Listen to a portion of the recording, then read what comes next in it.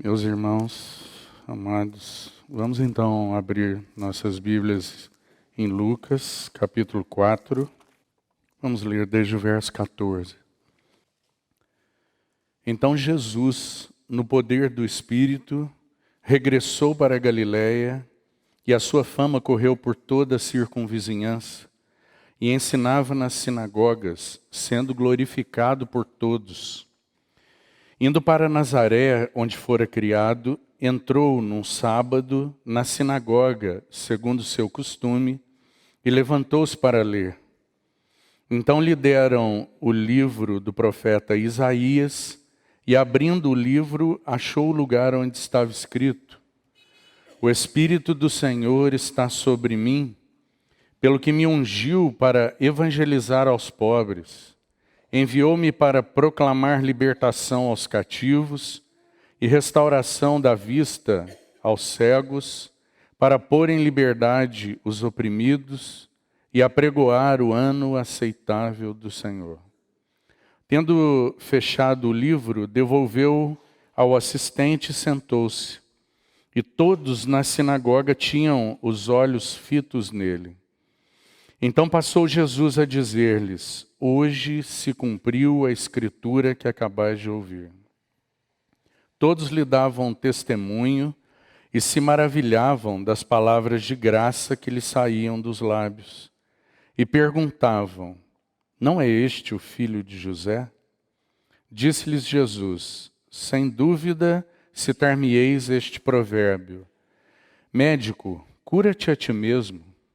Tudo o que ouvimos ter se dado em Cafarnaum, faze-o também aqui na tua terra. E prosseguiu: De fato vos afirmo que nenhum profeta é bem recebido na sua própria terra. Na verdade vos digo que muitas viúvas havia em Israel no tempo de Elias, quando o céu se fechou por 3 anos e meio, reinando grande fome em toda a terra. E a nenhuma delas foi Elias enviado, senão a uma viúva de Sarepta de Sidom. Havia também muitos leprosos em Israel nos dias do profeta Eliseu, e nenhum deles foi purificado, senão Naamã, o sírio. Todos na sinagoga, ouvindo estas coisas, se encheram de ira, e levantando-se expulsaram-no da cidade, e o levaram ao cume do monte sobre o qual estava edificada, para de lá o precipitarem abaixo. Jesus, porém, passando por entre eles, retirou-se. Irmãos, vamos curvar nossas cabeças e clamar ao Senhor, para que o Senhor nos fale ao coração. Nós sabemos que nessa ocasião que está aí diante de você, que nós acabamos de ler, o próprio Senhor Jesus abriu sua boca. Mas o Senhor concedeu à igreja o Espírito Santo, seu Espírito. E Ele tem concedido aos seus servos sua boca. É óbvio que a partir de mim e também de você, nós não temos nada aqui, o que é que nós podemos oferecer uns para os outros. Mas a partir dele nós temos tudo. E nós podemos oferecer e receber tudo. Então, vamos pedir ao Senhor, vamos clamar ao Senhor, e seguir clamando, e seguir batendo, porque o Senhor tem, então, desejo de falar de forma clara a todos nós, como igreja, mas em particular, a cada coração também. Então, vamos orar e pedir ao Senhor, todos nós, e clamarmos para que o Senhor nos abençoe, não somente com sua presença, que Ele nos garantiu que daria, mas com sua voz perceptível, audível, espiritualmente a cada coração. Amém? Senhor, temos uma oportunidade única. Estamos aqui assentados na Tua presença, com Tua palavra aberta. Nós não sabemos o dia de amanhã, não sabemos quantos dias temos, não sabemos como será, nem esta noite. Mas nós sabemos como serão essas horas em que estaremos aqui. E essas horas são as horas de reunião do teu povo contigo, Senhor. Reunião em que o Senhor se faz presente. E essa é uma dádiva sem igual. Então, Senhor, nós te suplicamos, nós batemos a tua porta, nós nos curvamos aos teus pés, em súplica, Senhor Jesus, fala conosco.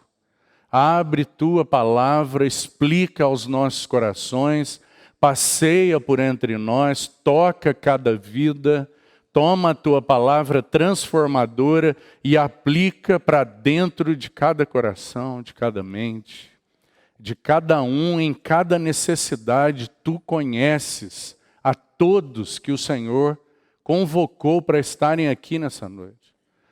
Então, tem misericórdia de nós, fala conosco, Senhor, nós queremos te ouvir, nós desejamos ouvir a tua voz. Assim, com essa expectativa grandiosa, na confiança de que o Senhor pode fazer isso, nós entregamos a Ti este tempo, no doce nome de Jesus. Amém. Nós temos gasto então nosso tempo com essa passagem. Gostaria de usar alguns breves minutos, e quero ser bem disciplinado nesses poucos minutos, para fazer apenas uma reconsideração, uma recapitulação de algumas coisas, já que muitos irmãos não estavam aqui. Mas, graças ao Senhor, nós temos gravado então essas mensagens, e os irmãos têm podido acompanhar, e aqueles que, por algum motivo, não podem participar, têm tido a oportunidade, então, de pelo canal lá, Irmãos em São Lourenço, ouvirem os áudios dessas mensagens. Nós temos, como já dissemos, irmãos, diante de nós uma passagem sublime, realmente impressionante. O Senhor Jesus já havia cumprido 1 ano de ministério oculto, vamos dizer assim, silencioso, mas já iniciado. Nós sabemos disso porque João relata no seu evangelho, nos primeiros capítulos, há uma abordagem de João de um primeiro ano que Marcos, Mateus e Lucas não fazem menção. Mateus, Marcos e Lucas, os sinóticos, começam o seu registro, inspirados pelo Espírito, mas eles começam no momento em que João Batista sai de cena. João Batista encerra o seu serviço, seu ministério, ele é preso, e então a partir daí se inicia o relato de Lucas, de Marcos e de Mateus a respeito do ministério público do Senhor, iniciando ali no batismo no Jordão. Nesse primeiro ano, o Senhor tem então algumas situações públicas. João vai narrar, ele faz aquele primeiro sinal, aquele milagre das bodas de Caná. O Senhor tem um encontro com Nicodemos, aquele importante membro do Sinédrio. O Senhor tem ali algumas ações e alguns encontros importantes já no seu serviço, mas num primeiro ano um tanto quanto silencioso. Mas a partir daqui, nós temos o Senhor iniciando seu ministério de forma pública em um ano em que o Senhor terá o favor do povo. É um ano em que o Senhor sai daquele silêncio e daquele tempo de quietude, digamos assim, no seu serviço, e inicia então uma jornada de encontros, pregando em todas as cidades, visitando sinagogas, ensinando, curando, e o Senhor encontra então no povo um respaldo. O povo passa a procurá-lo, a ir onde ele estava, e isso se dá num período de 1 ano, um pouquinho mais. Mas depois disso, seguindo, o Senhor entra num terceiro ano do seu serviço, em que ele encontra agora oposição das autoridades. A partir do momento em que ele começa a agradar o povo, as autoridades então se levantam, porque o Senhor, eles começam a se sentir ameaçados. Então as autoridades se levantam em grande oposição, e esse é o terceiro ano do ministério do Senhor. Mas restam ainda 6 meses, aqueles 6 meses que antecedem o Calvário, a morte do Senhor na cruz. Então, nesses últimos 6 meses finais, os estudiosos chamam de o período final do seu serviço. Muitas coisas o Senhor realiza, mas concentrado nos seus discípulos. O Senhor já está apartado então da multidão, mas exerce um ministério pastoral ligado aos seus discípulos, aos seus mais chegados, e esses então são os dias finais do Senhor. Nós estamos nesse ano então em que o Senhor está andando para aqui e ali, Jerusalém, ele estava na Judéia, se direcionou a Jerusalém, então ele regressa a Galileia, e é aí que nós estamos. E quando o Senhor regressa, ele regressa à sua cidade natal, cidade onde ele foi criado, Nazaré. Uma cidade que viu, uma cidade pequena. Nos dias do Senhor, nós nem sabemos se Nazaré poderia ser chamada de uma cidade mesmo. Era uma cidade, uma aldeia pequena, uma vila pequena. Alguns arqueólogos, eles levantaram o dado de que de uma extremidade da cidade até a outra extremidade, onde ficava o cemitério da cidade, tinha 1 quilômetro só. Essa era Nazaré, a pequena Nazaré. Poucas famílias, mas o Senhor foi então criado ali. Ele cresceu ali, ele foi conhecido ali. Estou dizendo esses detalhes para que você saiba que eles tinham uma vida em comum. O Senhor foi conhecido ali. E nós não estamos falando de uma pessoa qualquer. Nós estamos falando daquele, a segunda pessoa da Trindade, Jesus Cristo, Deus eterno, que decidiu se fazer homem, pisar essa terra, viver como homem, homem real, 100% homem, não uma imagem de homem, mas um homem real. E então ele viveu onde? Em Nazaré. Em Nazaré eles conheceram Jesus. Eles sabiam quem ele era. Ele tinha o costume de visitar essa sinagoga nos dias determinados para as reuniões, já que a sinagoga é aquele lugar de reunião, a partir da Babilônia. Aquele lugar que Deus, de alguma forma, nos seus intentos, preservou, permitiu que fosse preservado, para que então todo o compêndio de escrituras fosse preservado. Então o Senhor entra naquela sinagoga e passa então ali a estabelecer, como sempre fez, uma realidade para tudo aquilo que eles chamavam, ou que eles entendiam estar relacionado com Deus. Então aquele homem passa então e estabelece uma realidade absolutamente diferente. Nós podemos chamar de realidade mesmo, aquilo que ele passa a fazer no ambiente de reunião que eles tinham.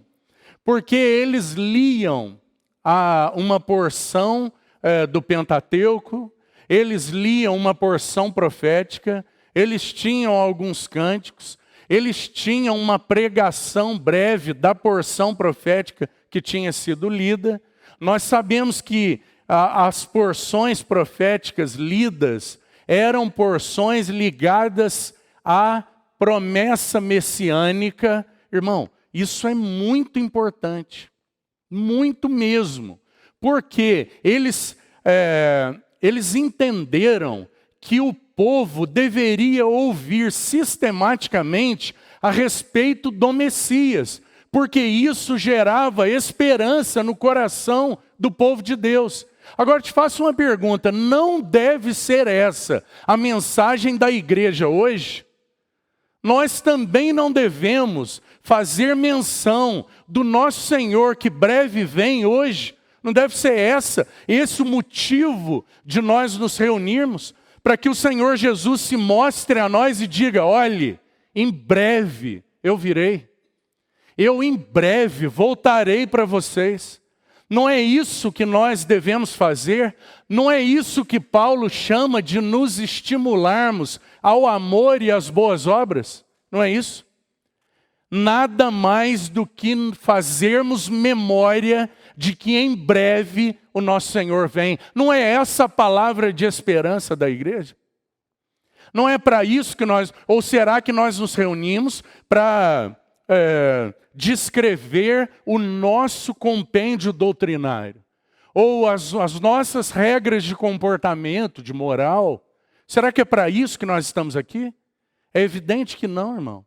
Nós estamos aqui porque nos reunimos, porque seguimos e amamos a Jesus Cristo. E aquilo que dele nós temos recebido tem se refletido na maneira que nós vivemos. Nós vivemos como vivemos porque amamos aquele que amamos e porque nos relacionamos com ele. E na medida em que ele fala, sua palavra penetra nossos corações, ela é vida para nós e ela transforma as nossas vidas. É para isso que nos reunimos. Nada além disso. É por isso que o apóstolo Pedro vai dizer que no começo da sua carta que nós fomos chamados para uma viva esperança. Lembra, irmão? Uma esperança viva. E esse é o privilégio da igreja. Então nós nos reunimos a proclamar essa mensagem gloriosa. O nosso Cristo em breve vem. Assim como eles se reuniam, se assentavam nas sinagogas, tomavam as passagens proféticas e animavam o coração uns dos outros. Então, num dado momento, que é exatamente esse que está aí diante de você, o Senhor Jesus se levanta naquela cidade que já tinha certamente sido impactada pela vida dele por 30 anos, porque ele é um homem santo, ele é um homem sem pecado, ele é um homem segundo Deus, ele é um homem que fala de uma maneira adequada, ele é um homem que pensa de uma maneira adequada, ele é um homem que nunca deu uma resposta para ninguém daquela cidade, que ele teve que voltar atrás. Ele é um homem que nunca fez nada para ninguém naquela cidade que ele tenha que ter se humilhado e pedido perdão. Esse não é o Senhor. Então, de alguma forma, aquela vida impactou aquela cidade. Então, o Senhor Jesus, aquela bênção do céu, João, quando vai falar a respeito dele no seu evangelho, você se lembra, irmão? Ele diz assim: olha, nós tivemos o privilégio de as nossas mãos apalparem o verbo da vida. A vida estava nele, e a vida é a luz dos homens. É o que ele fala de Jesus. Agora você imagina, então, num dado momento, esse homem, que de alguma maneira tinha ainda em anonimato, porque ele ainda não tinha se manifestado publicamente, mas ele já estava nessa terra por 30 anos. Nós temos poucos registros desse tempo. Por exemplo, nós temos um registro de quando ele tinha 12 anos. Ele foi para Jerusalém e se assentou com os doutores. E eles ficaram maravilhados. Por quê? Porque ele não era um menino comum, embora fosse um menino de 12 anos como qualquer outro. Mas ele era um menino santo, sem pecado. Um menino sem pecado, cheio da palavra de Deus, cheio de convicções a respeito de sua missão, esse menino. Então, num dado momento, que é precisamente o que você está aí aberto na sua Bíblia, ele se levanta e fala.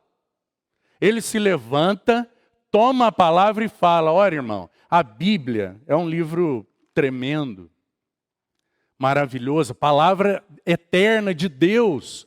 Agora, talvez, e aí um talvez mesmo para você considerar, porque é muito abrangente o que eu vou dizer aqui, o grande tema da Bíblia seja a salvação em Cristo Jesus. Talvez um tema grandioso da Bíblia seja a salvação de Deus em Cristo Jesus. Então, o que vai acontecer nessa passagem? Nós temos o Senhor Jesus se levantando ali, e agora ele vai fazer uma proclamação. Então, as palavras, ele não apenas vai proclamar palavras de bênção, como muitos servos já tinham feito. Então é por isso que ele vai dar origem, início, em algo absolutamente diferente, real e verdadeiro.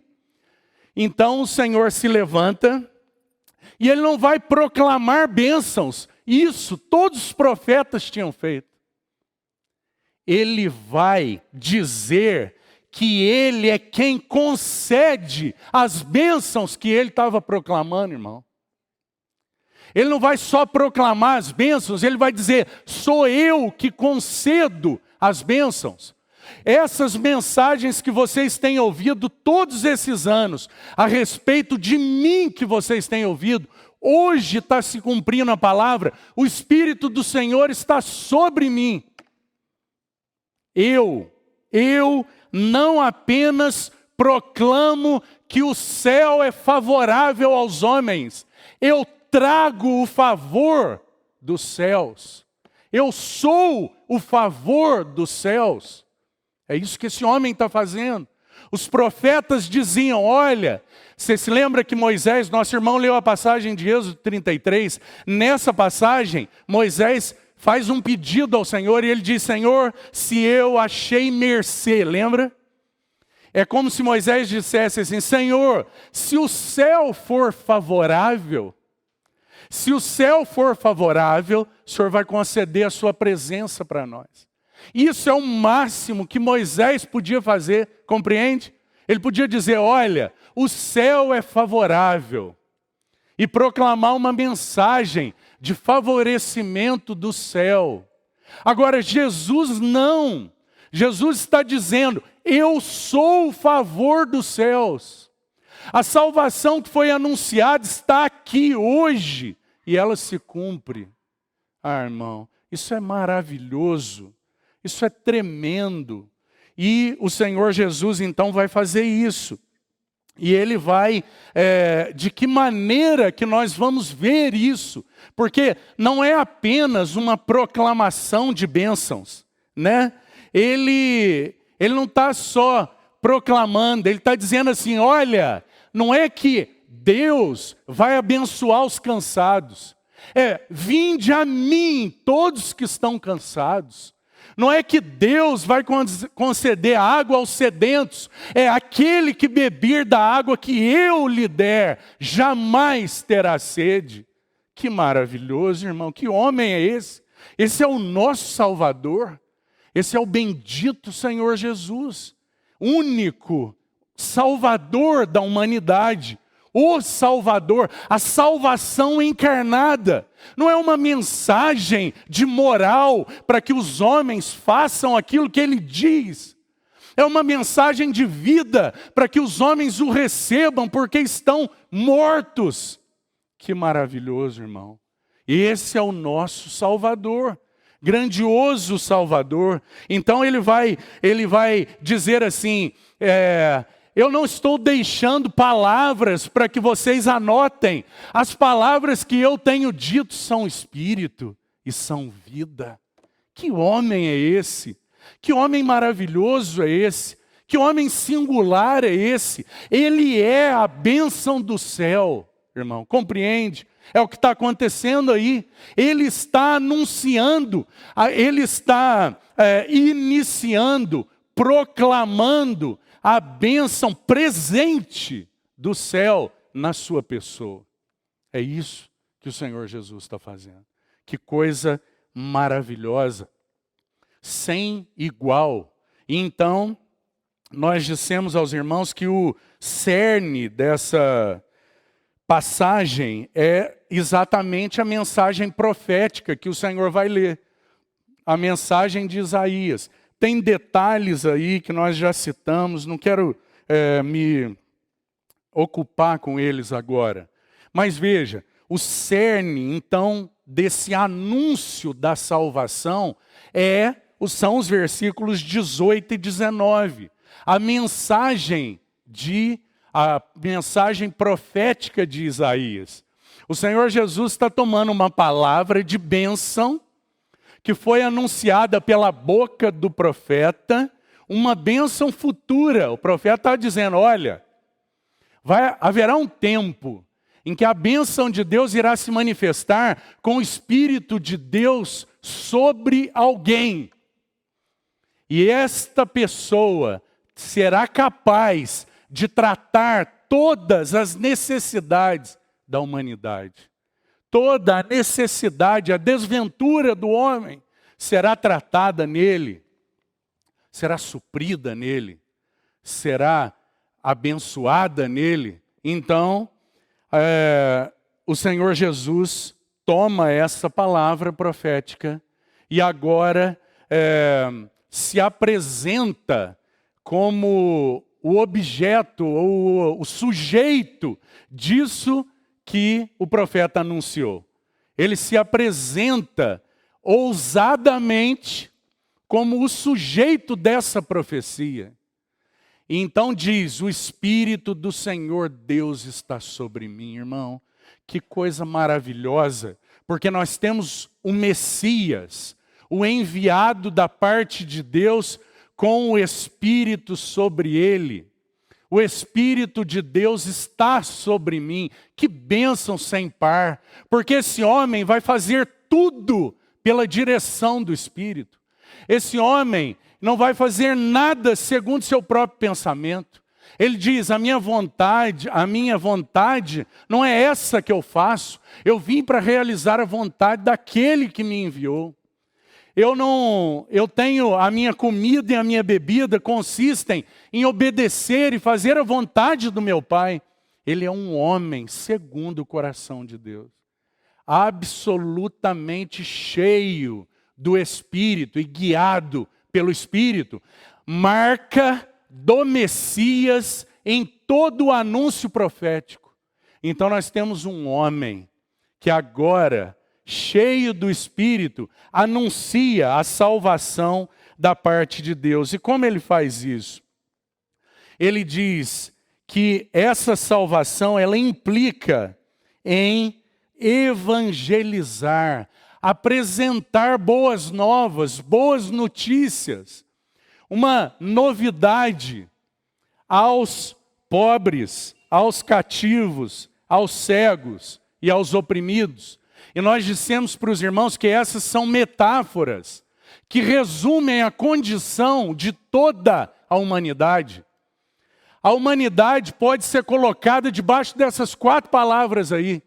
Pobres, prisioneiros ou cativos, cegos e oprimidos ou feridos. Porque o pecado empobreceu o homem. O homem foi criado à imagem e semelhança de Deus. E esse é um tesouro sem igual. E nós podemos sim dizer que todos nós que conhecemos a Jesus e que cremos, não só conhecemos, irmão, porque nós precisamos fazer uma distinção aqui. Não só conhecemos a Jesus, porque o nome de Jesus é conhecido de todos, mas que conhecemos e cremos nele, ou nos unimos a ele pela fé. Depositamos nosso ser nas suas mãos, nossa confiança nele, nossa obediência nele, nossa entrega a ele. Então todos nós que cremos nele, temos um tesouro em vasos de barro. Então todos que cremos em Jesus, fomos enriquecidos, graças a ele, glórias ao nome dele. Todos fomos enriquecidos. Mas o homem, na sua condição natural, ele é segundo o olhar do céu, que agora Jesus vai esclarecer plenamente. Ele vai dizer, olha, o Espírito de Deus está sobre mim, porque a humanidade está em miséria. E eu sou a provisão de Deus para a condição deplorável do homem. E porque Deus não pode fazer vista grossa para essa condição, porque Ele é justo, Ele é santo e Ele é glorioso, então eu vim. E eu assumo condição humana para dignificar a humanidade e apresentar a humanidade sem mácula perante Deus, como um homem aprovado, respondendo por todos os homens. Porque pela desobediência de um, todos pecaram, mas pela obediência de um só homem, todos foram justificados. Graças ao Senhor. E é isso que o Senhor Jesus traz na sua vida, apresentando e iniciando com essa passagem de Isaías. Eis que Ele traz salvação nos seus lábios. E Ele apresenta a palavra de salvação. E Ele diz, o homem, aos olhos de Deus, é pobre. Ó irmão, o mundo não se vê pobre. Os homens, os ímpios, eles não se veem pobres. Pelo contrário, eles se sentem tão ricos. Eles se acham tão ricos. Mas a visão do céu a respeito do homem é que ele é pobre. E o sentido da palavra pobre utilizado aí, no grego existem muitas palavras para designar pobreza. Essa é uma palavra especial. A palavra aí ela aponta para um mendigo, alguém absolutamente falido, desvalido, envergonhado, caído em uma esquina, a mendigar e a esconder o rosto de vergonha. Esse é o pobre. É assim que Deus te encontrou e me encontrou. E nós estávamos absolutamente desvalidos. E cada um de nós aqui que teve um encontro com Jesus sabe o que aconteceu nesse dia singular. Porque Ele deu sua vida bendita, sua provisão e sua riqueza para nós que éramos pobres.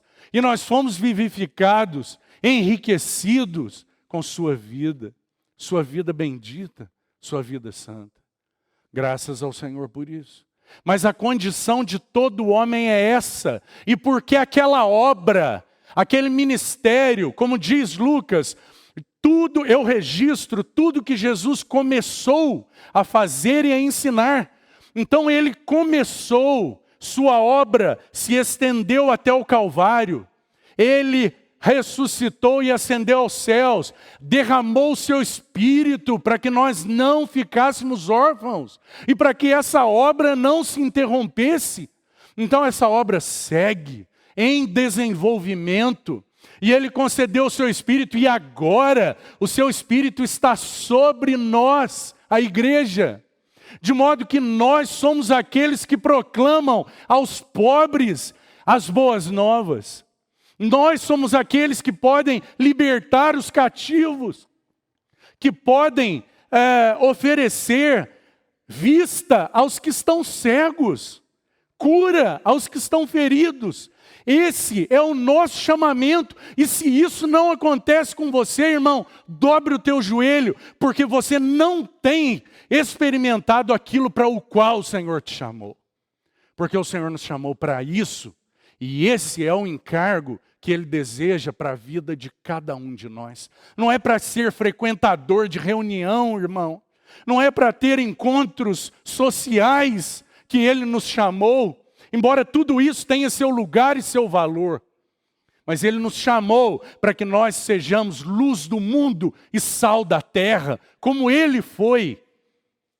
Esse é o privilégio que a igreja tem nesses dias, e nós não podemos nos contentar com menos do que isso, mas nós somos tão acomodados, nós precisamos clamar ao Senhor e suplicar para que Ele tenha misericórdia de nós e siga chacoalhando nossas vidas, para que nós não nos acomodemos em viver uma vida insignificante, inútil para Deus.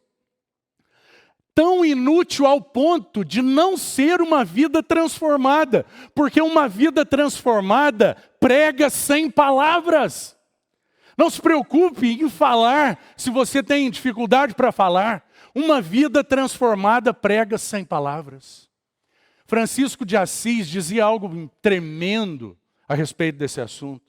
Ele dizia que desejava levar o amor de Deus em todos os lugares, sempre que possível, algumas vezes com palavras.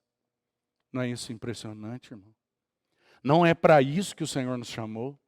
Não é essa igreja que o Senhor deseja?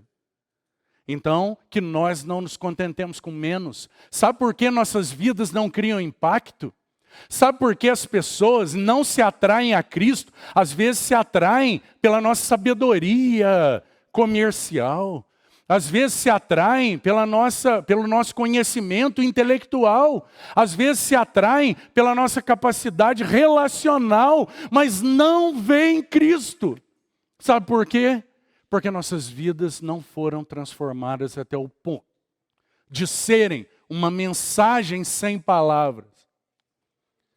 Então que o Senhor tenha caminho para aprofundar nos nossos corações isso que Ele tem desejado para a sua igreja nesses dias finais. Agora, irmão, sabe qual é a boa notícia? É que Ele está tão empenhado com isso, totalmente empenhado com isso. Sabe o que significa Deus empenhado? Será que nós temos condição de entender o que significa isso? Deus totalmente empenhado. Você acha que essa obra pode não ser concluída? É claro que não. Ela será concluída. Por quê? Porque Deus está totalmente empenhado. Essa é a boa notícia. Mas sabe qual é a má notícia?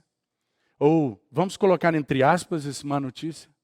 É que é urgente. É que nós não temos mais tanto tempo para sermos aquilo para o qual nós fomos chamados. Não é para realizar o que Deus deseja, porque se Ele não puder contar conosco, Ele levantará outros com quem Ele contará. Mas, irmão, Ele tem insistentemente desejado contar com você e comigo. Mesmo sabendo que nossa cooperação é semelhante à de Samuel, lembra? O Senhor chamou Samuel e falou: Samuel, eu preciso de você, você vai cooperar comigo, vai lá na casa de Jessé para que você unja o rei de Israel.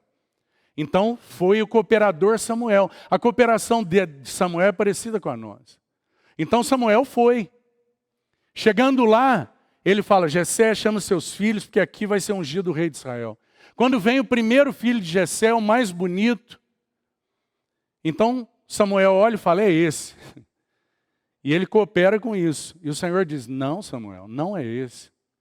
Então vem outro, ele diz: é esse. O Senhor fala: não, Samuel, não é esse. Eu não vejo como vê o homem. O homem vê a aparência, eu vejo o coração.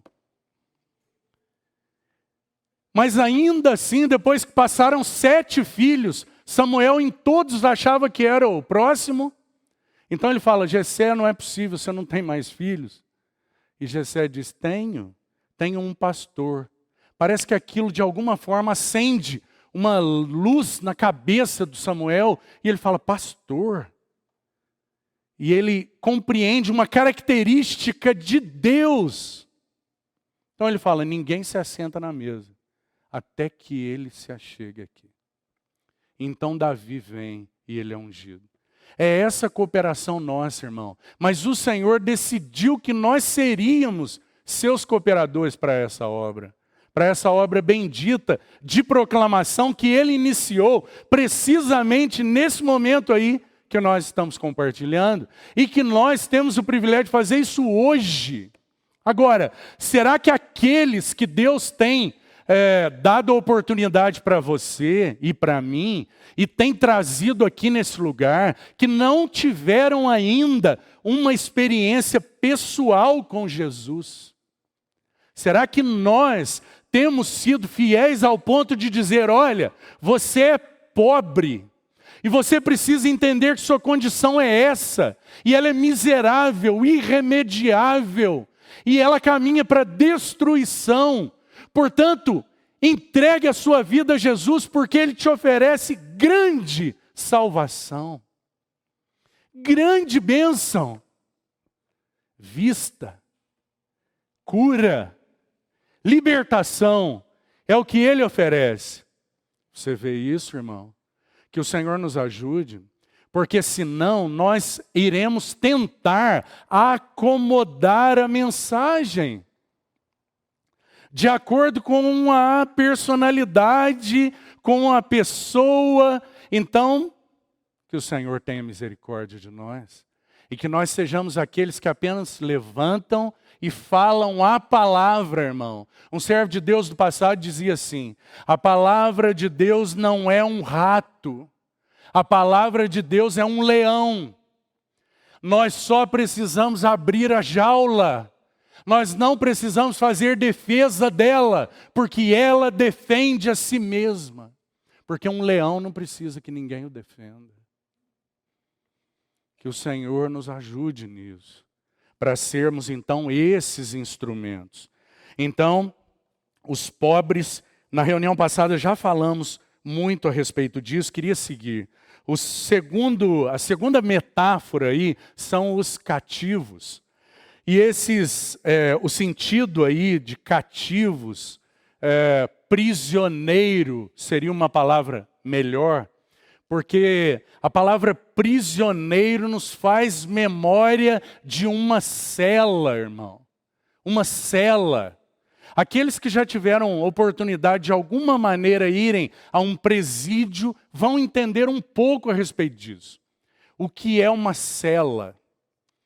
Um prisioneiro, que o Senhor está dizendo o homem é um prisioneiro. E aí eu queria citar algumas coisas para você entender o que Jesus está dizendo. Ele está dizendo, olha, o homem, ele não tem uma percepção básica de que está preso. Ele acha que é livre, mas ele na verdade é um escravo. É um escravo de prazeres. É um escravo do diabo, influenciado pelo diabo. É um escravo de prazeres e de desejos. Esse é o homem em si mesmo. E ele não é absolutamente livre em nada. Ele é um escravo em tudo. Ele pensa que é autônomo, mas não é. É um escravo. Então, o Senhor Jesus está dizendo, olha, os homens, eles são, por causa do pecado, prisioneiros. Então eu queria sugerir algumas coisas para você. O homem pode ser prisioneiro, então olhe para a sua história passada, irmão. E lembre-se de algumas dessas coisas que quero mencionar aqui. E você que está aqui em um deslumbre, sendo apresentado para Jesus, esse Salvador, que o Senhor encontre um caminho para rasgar o seu coração. E para no profundo do seu coração dizer, você é meu e eu sou teu. Eu sou a provisão de vida para você e você é meu para que eu então cuide de você para sempre. E da minha mão ninguém vai te arrebatar jamais. E eu nunca, jamais te desampararei. Então, o Senhor, primeiro, nós podemos, e os homens são em geral, cativos das culpas do pecado, irmão. Quanto cativeiro a culpas. Por que nós sabemos disso que eu estou falando? Porque a salvação grandiosa em Jesus, ela ainda segue em desenvolvimento na minha vida e na sua vida. Ela ainda está processando santificação na sua vida e na minha vida. E de quantas culpas você tem sido liberto, irmão? Então nós sim proclamamos que Jesus é o grande libertador. Não há um libertador como Ele. Ele está dizendo que os cativos aí são aqueles presos. Não é aquele que está apenas dentro de uma cela, mas é aquele que está acorrentado dentro de uma cela. Ele está acorrentado a culpas. Então elas são perturbadoras. Elas são terríveis, dilacerantes. São as culpas do pecado. E quantas culpas? E o que você pode fazer com os erros que você já cometeu? Ele pode tomar todos esses erros. Tomar sobre si todas as nossas dores. Sobre si todas as nossas enfermidades.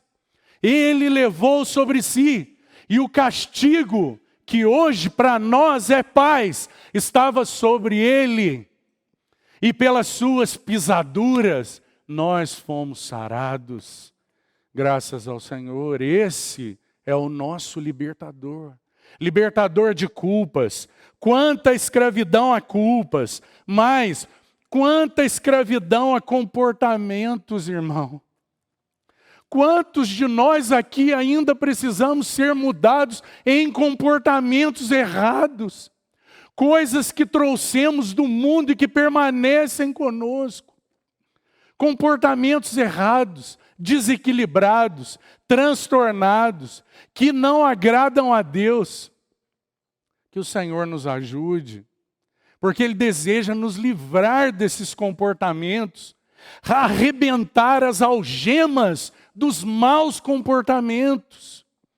Ele é esse libertador, e é assim que Ele vê o homem, e Ele segue livrando você, que já foi uma vez por todas livre no Calvário, e essa salvação é completa, mas na experiência, na prática, ela está se processando, irmão. Ela está se processando. Ele está adequando você para estar com Ele por toda a eternidade. Então, por isso, Ele está salvando você cada dia. Compreende, irmão? Salvando de maus comportamentos. Salvando de culpas. Mas, quantos estão presos em relacionamentos inadequados? Como que relacionamentos prendem os homens? Como os homens são presos em relações inadequadas, relações desequilibradas. Pessoas passam a ter proeminência e valor que só Deus deveria ter na vida de cada homem. E essa é uma prisão terrível. Correntes. E aí há uma expressão da psicologia muito apropriada, a expressão é codependência. Pessoas se tornam tão envolvidas, aprisionadas a outras, que se tornam codependentes. Parece que vivem em função do outro e não vivem para Deus. Que o Senhor nos ajude, porque se de alguma forma isso ainda ocorrer nas nossas vidas, que o Senhor, o grande rompedor de correntes, Ele possa brandir a sua espada e arrebentar essas correntes dos relacionamentos inadequados. Mas não só isso, também quantos homens são prisioneiros de compromissos, irmão? Quantos homens, sejam eles compromissos financeiros, tantos compromissos assumidos, sem direção, então se envolvem em tantas coisas que não agradam a Deus, assumem compromissos inadequados e de alguma maneira, depois que veem então o erro cometido, como agora resolver de uma hora para outra? As correntes já foram lançadas. Para que elas sejam rompidas, então tem um preço. Um duro preço. Que o Senhor nos ajude nisso, porque Ele é então esse grande libertador. Eu disse para você que o Salmo 107 trazia então menção dessas quatro metáforas. Então, mantenha aí o Salmo 107 aberto, que eu gostaria só de mencionar, porque senão isso vai ficar em falta. Então, nós vimos que tem uma expressão do Salmo 107 que aparece precisamente 4 vezes. A primeira no versículo 6, a segunda no versículo 13, a terceira no versículo 19 e a quarta no versículo 28. E a expressão é: então, na sua angústia, clamaram ao Senhor.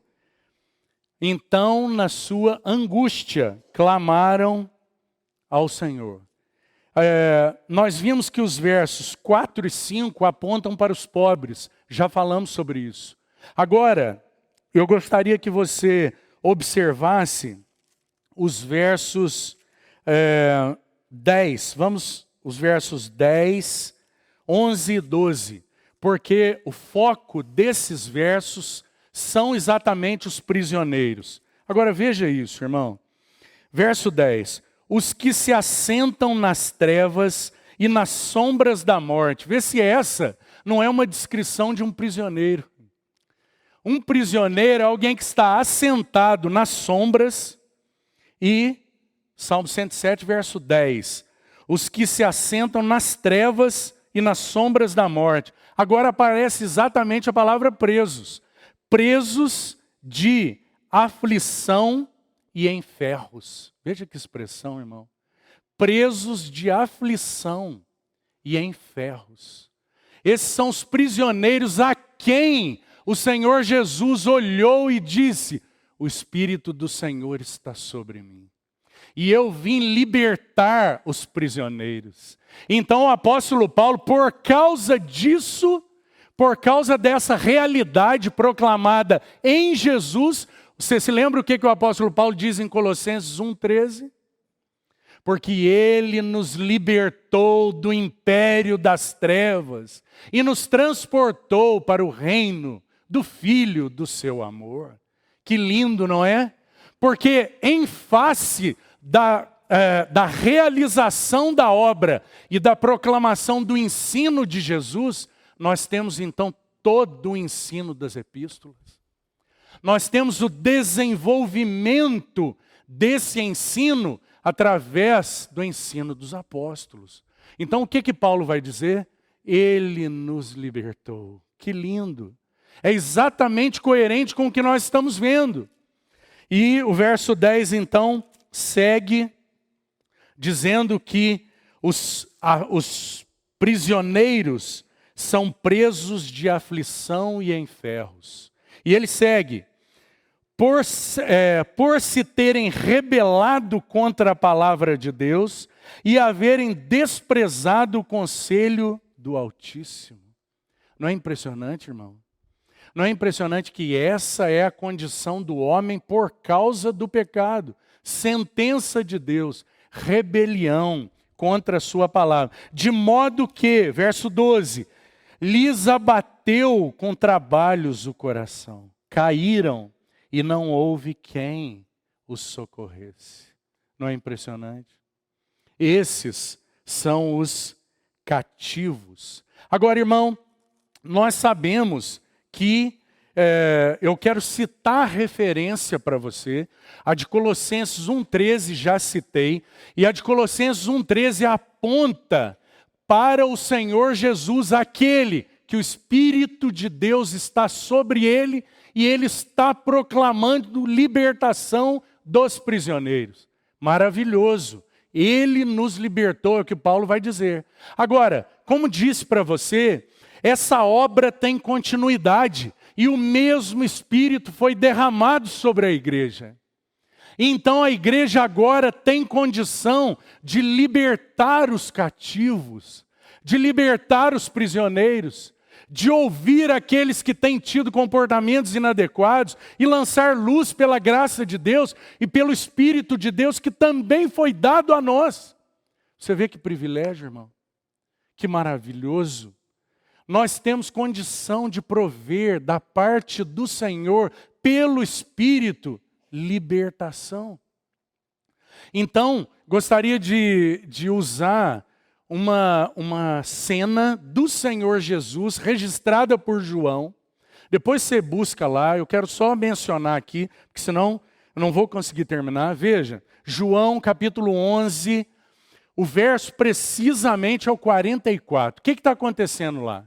A ressurreição de Lázaro. O Senhor Jesus está libertando um homem dos grilhões da morte, Lázaro. Literalmente. Lázaro tinha morrido, já estava sepultado, já era de 4 dias. E o Senhor, o libertador, ele chega lá. Então, o Senhor Jesus, ele conta com os seus cooperadores para que então aquela vida fosse completamente tratada, completamente libertada. Como ele faz?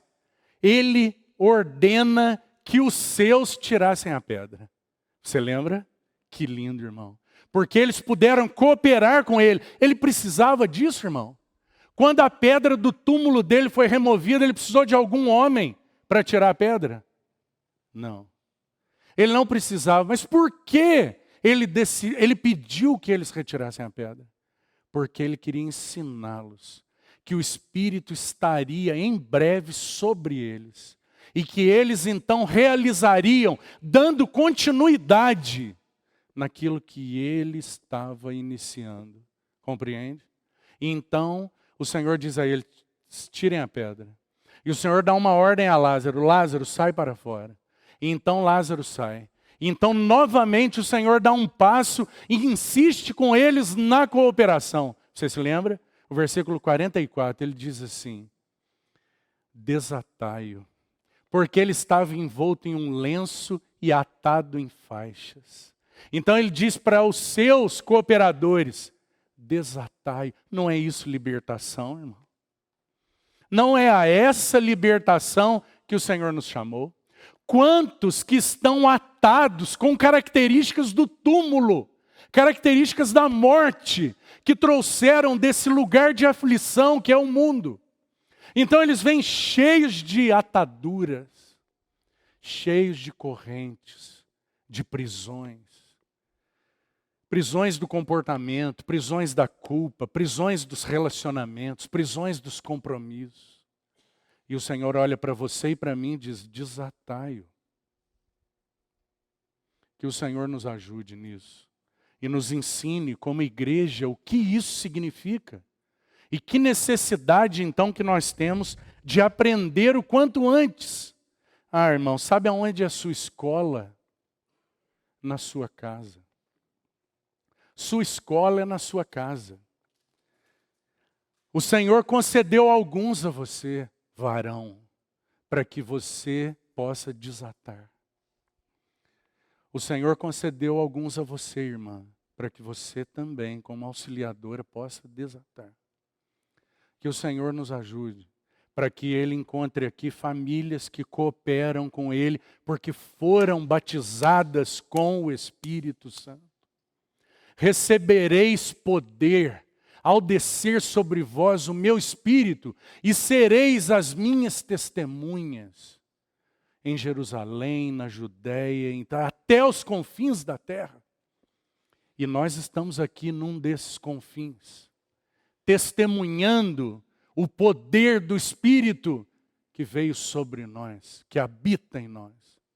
Que maravilhoso, que privilégio que nós temos como igreja. Então, apenas para registrar aí, vamos seguir os cegos. O Senhor Jesus, ele, além disso, olha para aqueles homens e diz: eles são cegos. Cegos. Eles estão absolutamente incapazes de ver. Irmão, o homem natural, ele é totalmente cego. Ele é cego, preste atenção, ele é cego na sua própria condição por causa do pecado. Ele é cego diante de Deus por causa da justiça de Deus. Então Deus, por justo que é, ele tem que permitir a cegueira do homem que o desobedece. E ele é cego, não somente por isso, mas ele é cego também por Satanás. Você se lembra que o apóstolo Paulo diz assim: o príncipe deste século, deste mundo, o Deus desse século, cegou o entendimento dos incrédulos. Que coisa impressionante, irmão. Essa é a condição de todo homem, mas graças ao Senhor, se levantou o evangelista, que concedeu seu espírito evangelístico para a igreja, para que a igreja siga proclamando essa mensagem. e concedendo vista aos cegos. Então eles podem recobrar a vista.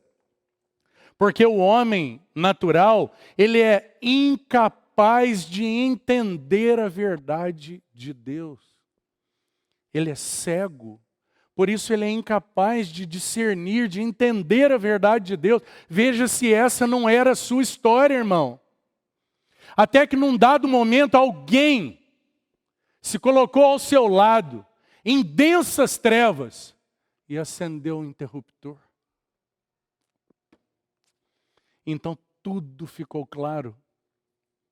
E você viu que ele estava ao seu lado. Graças ao Senhor. Ele lançou luz nas nossas trevas. Que lindo, meu irmão. Vamos ao Salmo 107, para seguirmos então a sequência que temos mencionado. E avançarmos. Salmo 107. Então agora vamos aos versículos de 16 a 18. Salmo 107. O verso 13, então, nós temos aquela sentença repetida, né? Então, na sua angústia, os cativos clamaram ao Senhor. E então, depois ele começa a descrever as bênçãos, né?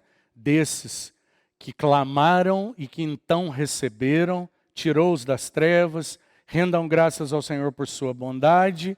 Então, verso 16 finaliza essa série de bênçãos dizendo assim: pois arrombou as portas de bronze, quebrou as trancas de ferro, e isso é libertação. Então verso 17 diz assim: os estultos, por causa do seu caminho de transgressão e por causa das suas iniquidades, serão afligidos. E esses então são cegos. A sua alma aborreceu toda sorte de comida e chegaram às portas da morte. Absolutamente cegos. Mas graças ao Senhor, e para isso vamos a 2 Coríntios, porque quero usar esse texto de 2 Coríntios para enfatizar algo. 2 Coríntios capítulo 4, vamos juntos. O apóstolo Paulo vai dizer assim, veja isso. Pelo que, verso 1, pelo que tendo este ministério, o apóstolo Paulo está falando de um verdadeiro ministério, irmão. O verdadeiro ministério está sendo iniciado na passagem que nós estamos lendo. Mas o apóstolo Paulo agora, porque ele é um discípulo do Senhor, ele é um prisioneiro de Jesus, um cativo de Cristo. Então agora ele vai ensinar o que é um verdadeiro ministério, com base naquele ministério que ele tão amavelmente seguiu. Então agora ele diz assim: pelo que, tendo este ministério segundo a misericórdia que nos foi feita, não desfalecemos. Veja, o Senhor Jesus enfrentou grandes lutas em todo o seu ministério. E ele não desfaleceu. E ele então, o apóstolo Paulo então está replicando isso como discípulo do Senhor. E ele segue: pelo contrário, rejeitamos as coisas que por vergonhosas se ocultam, não andando com astúcia, porque não somos mais cegos. Então nós temos condição de discernir as coisas vergonhosas. Então ele segue: nem adulterando a palavra de Deus, antes nos recomendamos a consciência de todo homem na presença de Deus pela manifestação da verdade. Irmão, é impressionante isso aí, porque ele está dizendo: olha, eu não adultero a palavra de Deus, eu não acomodo a palavra de Deus, eu não adequo a palavra de Deus à plateia. Pelo contrário, ele está dizendo, pelo contrário, antes eu quero que os homens olhem para a minha vida como uma recomendação à consciência deles. A minha vida é um testemunho da mensagem que eu prego. Veja se Paulo não era um ministro segundo Cristo. Então, ele segue e diz assim: na presença de Deus pela manifestação da verdade. Ou seja, quando Paulo falava, a verdade era manifestada. Então, ele segue. Mas, se o nosso evangelho ainda está encoberto, é para os que se perdem que está encoberto. Veja. Nos quais o Deus deste século cegou o entendimento dos incrédulos, para que lhes não resplandeça a luz do evangelho da glória de Cristo, o qual é a imagem de Deus. E ele segue: porque não nos pregamos a nós mesmos. Porque que luz eu posso oferecer para você? Que luz você tem para oferecer para mim, senão a luz que nós recebemos dele? Luz que ele é nas nossas vidas. Então eu não prego a mim mesmo, mas a Cristo Jesus como Senhor. E nós, como servos, por amor de Jesus. Então, nós temos esse verso tão conhecido. Porque Deus que disse. E é isso que o Senhor Jesus está fazendo quando abre a sua boca. E é isso que a igreja tem o privilégio de fazer até que Ele venha. Deus que disse, de trevas resplandeça a luz. Ele mesmo resplandeceu em nossos corações, para a iluminação do conhecimento de Deus na face. A iluminação do conhecimento da glória de Deus na face de Jesus Cristo e não em outro lugar. Então os cegos, eles ganham vista por um encontro com Jesus e não de outra maneira. Não há outra maneira. Não há iluminação pelo conhecimento. Isso já foi pregado, isso já foi falado. O homem já tentou entrar por esse caminho. E infelizmente alguns, inclusive dentro do povo de Deus, ainda se iludem com essa besteira. O conhecimento por si só não produz nada. O apóstolo Paulo diz, o saber ensoberbece. É isso que o saber faz com o homem natural. Mas o amor edifica, constrói.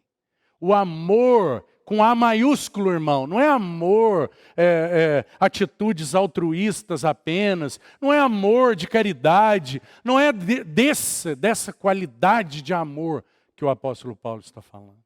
Ele está falando do amor de Deus, que é revelado, manifesto na pessoa de Jesus. Então, o amor edifica, mas os cegos estão totalmente cegos na sua incapacidade de entender. Ele não entende, não percebe as coisas de Deus. Mas graças ao Senhor, porque Ele nos encontrou. E Ele segue dando a você e a mim o privilégio de proclamarmos vista aos cegos. Muito mais do que vista física, mas vista espiritual. Olhos do espírito, olhos do coração abertos para conhecerem a Jesus, para saberem quem Ele é, para se relacionarem com Ele, para serem amados por Ele, para poderem o amar. Então, o Senhor tem nos dado a oportunidade. Para nós encerrarmos, então, eu gostaria de destacar a última metáfora, os oprimidos, como é mencionado lá, que o Senhor Jesus, pelo Espírito, e também sua igreja, tem condição de pôr em liberdade os oprimidos, ou de oferecer cura aos feridos, seria uma palavra mais adequada aí para a que foi traduzida para oprimidos aí no português. Então, essa expressão aponta para alguém que está totalmente dominado pelas dores da vida, irmão. Pelas dores do pecado, pelas feridas do pecado.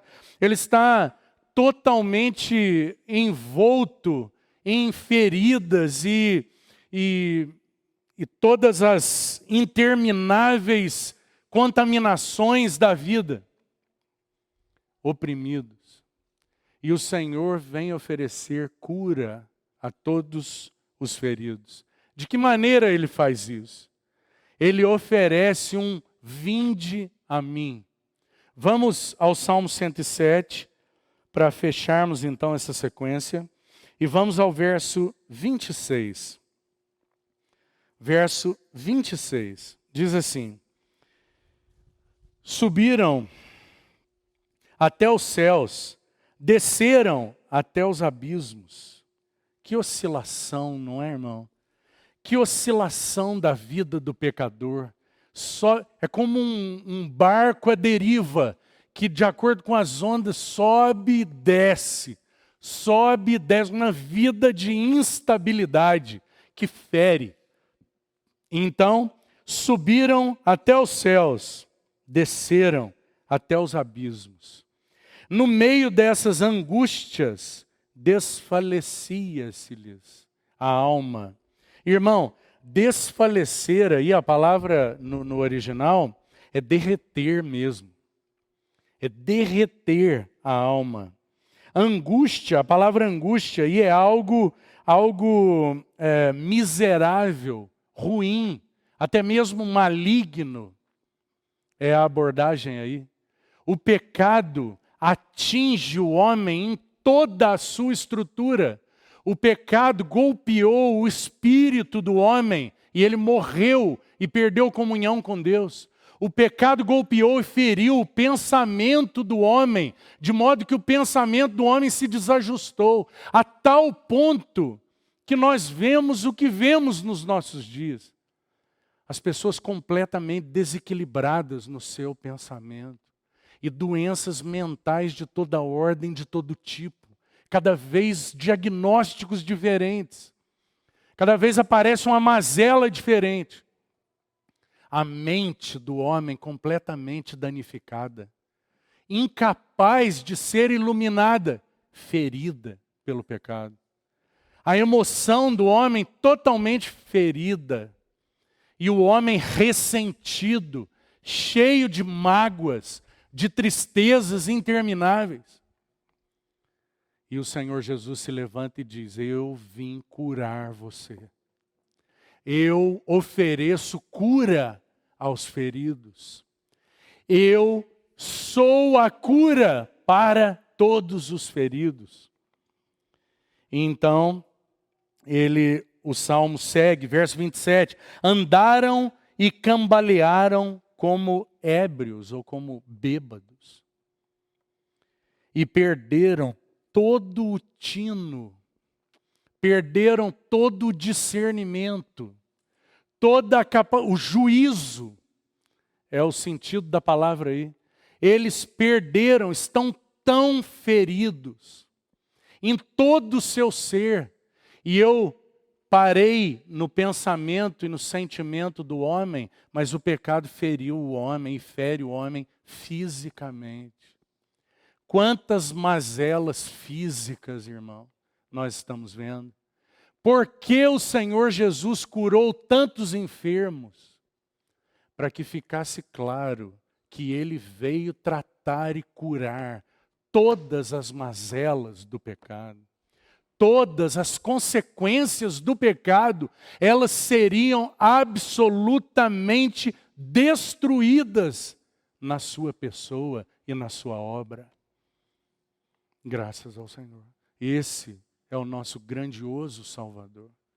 Esse é o Senhor Jesus que veio apregoar o ano aceitável do Senhor. Graças ao Senhor. A passagem que lemos segue com o Senhor Jesus perscrutando o sentimento deles de incredulidade.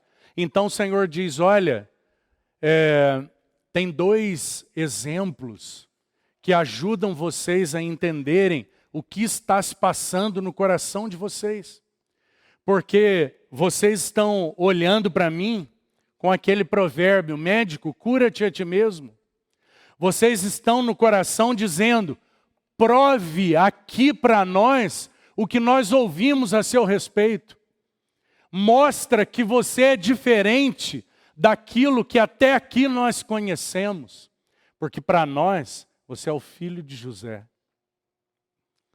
Então o Senhor, lidando com isso, ele diz, conta 2 exemplos, o da viúva e o de Naamã, o leproso.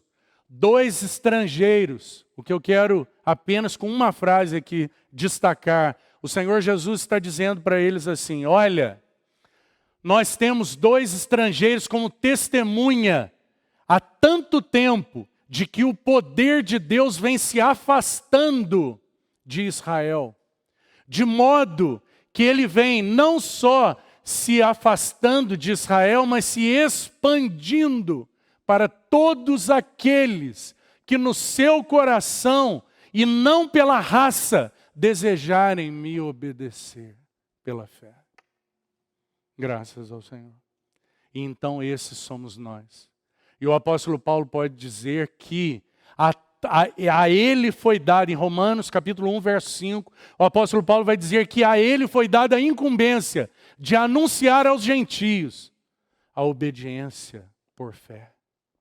Então todos os gentios compreenderam que em Jesus há salvação e podem, pela fé, obedecê-lo e segui-lo. Graças ao Senhor. E é a isso que o Senhor recobra o entendimento deles. E diz, olha, tem Naamã o Ciro e a viúva de Sarepta como testemunha de que a salvação proveniente através de mim procura pela obediência da fé nos corações e não pela raça judaica. Graças ao Senhor. Porque esse é o bendito Salvador que nós temos. O Senhor Jesus. Que o Senhor siga nos falando. O irmão me perdoe estender. Vamos orar.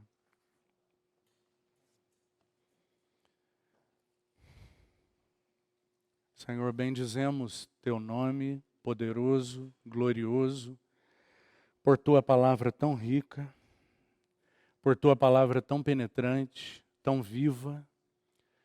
Palavra viva porque o Senhor é vivo. Palavra eficaz, capaz de penetrar corações. Então nós suplicamos que esses corações que foram penetrados aqui nessa noite sejam transformados pela palavra.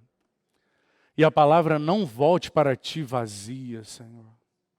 Mas ela cumpra teu propósito, transformando vidas, conformando vidas ao teu caráter. Ó bendito irmão mais velho, nós queremos ser como tu. Nós queremos responder como tu. Nós queremos anunciar e proclamar a salvação que recebemos em ti. Capacitados por teu Espírito, não nos permita nos contentarmos com algo menor do que isso. Te suplicamos. Ajuda-nos. Em nome de Jesus. Amém.